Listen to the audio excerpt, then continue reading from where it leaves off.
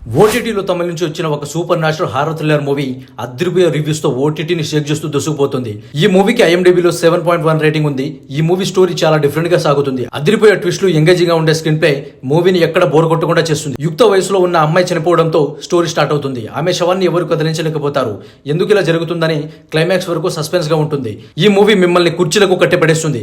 ఇంతకు ఈ మూవీ పేరేమిటి, ఎందులో స్ట్రీమింగ్ అవుతుంది అని తెలుసుకునే ముందు ప్లీజ్ ఈ వీడియోని లైక్ చేసుకోండి అండ్ మన ఛానల్ ని సబ్స్క్రైబ్ చేసుకోండి. ఇంతకు ఈ మూవీ స్టోరీ ఏంటంటే, ఈ మూవీ స్టోరీ తంజావూరు సమీపంలోని ఒక గ్రామంలో జరుగుతుంది. ఆ గ్రామంలోని ఒక ఆలయంలో కప్పుకట్టు అనే సాంప్రదాయాన్ని ఆచరించడం జరుగుతుంది. ఈ ఆచారాన్ని గ్రామ నాయకుడు సెల్వరాజ్ నిర్వహిస్తాడు. అతను సాంప్రదాయాలను కఠినంగా పాటించే వ్యక్తి.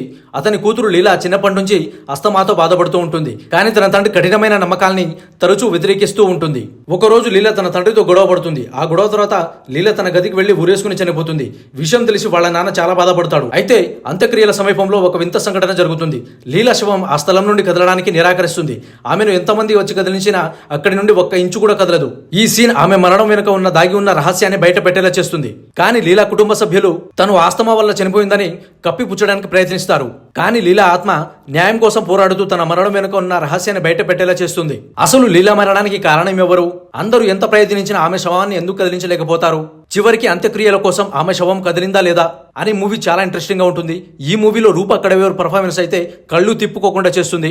ఈ మూవీలో సెంటిమెంటల్ అండ్ ఎమోషనల్ డ్రామా చాలా బాగా వర్కౌట్ అయిందని చెప్పాలి. ఈ యమ ఖాతకి మూవీని మీరు చూడాలనుకుంటే ఆహా తమిళ్లో స్ట్రీమ్ అవుతుంది. చూసి ఎంజాయ్ చేయండి. తెలుగు ఆడియోలో అవైలబుల్ గా లేదు. త్వరలో తెలుగులో కూడా రిలీజ్ అయ్యే ఛాన్సెస్ చాలా ఎక్కువగా ఉన్నాయి.